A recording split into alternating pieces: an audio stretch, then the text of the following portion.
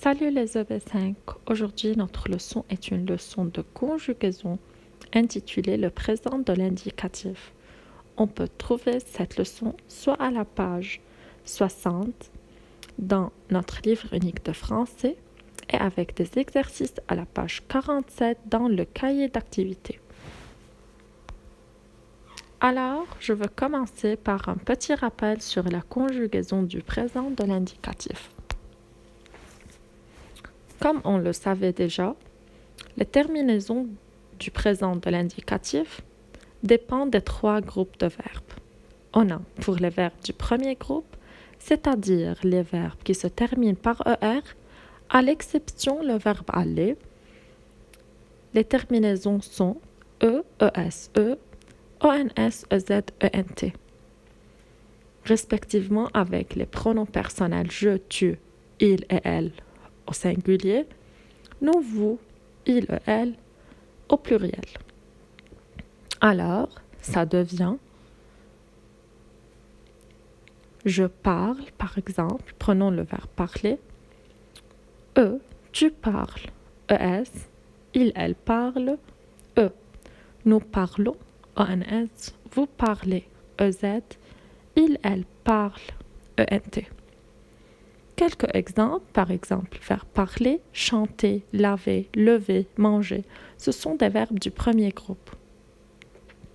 Maintenant, pour les verbes du deuxième groupe, c'est-à-dire les verbes qui se terminent par IR et en les conjuguant au présent de l'indicatif avec nous, on a la terminaison ISON. Alors, comme verbe finir, choisir, grossir, mincir. Alors la terminaison devient IS, IS, IT, I2S, ONS, I2S, EZ, I2S, ENT. Prenons un exemple. Verbe finir. Je finis, IS. Tu finis, IS. Il, elle finit, au singulier, IT. Nous finissons, I2S, ONS. Vous finissez, I2S, EZ. Il, elle, au pluriel, finissent, I2S, ENT. Et finalement, pour les verbes du troisième groupe, c'est-à-dire les verbes qui se terminent par RE, par OIR ou bien par IR. Alors, on a plusieurs terminaisons. Pour les verbes qui se terminent par RE, comme verbe prendre, comprendre, on a la terminaison SS, ONS, EZ, ENT. Par exemple, je prends, DS, tu prends, DS, il, elle prend, D. Nous prenons, vous prenez, ils, elles prennent, ENT. Pour les verbes qui se terminent par OIR, comme verbe devoir, croire, vouloir, pouvoir, alors on a soit SST, ONS, EZ, ENT, ou bien XXT, ONS, EZ, ENT, comme je peux, c'est le verbe pouvoir, X à la fin, tu peux X, il, elle peut, T. Nous pouvons, ENS, vous pouvez, EZ, ils, elles peuvent, ENT. Alors, et à ne pas oublier les verbes auxiliaires, verbe avoir et verbe être. Ça devient j'ai, tu as, il a, elle a, nous avons, vous avez, ils ont, elles ont.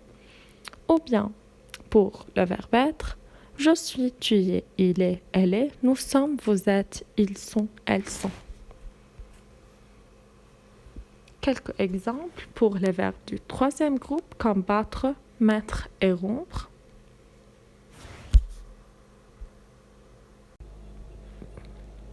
Alors mes chers, on va continuer pour voir les valeurs du présent.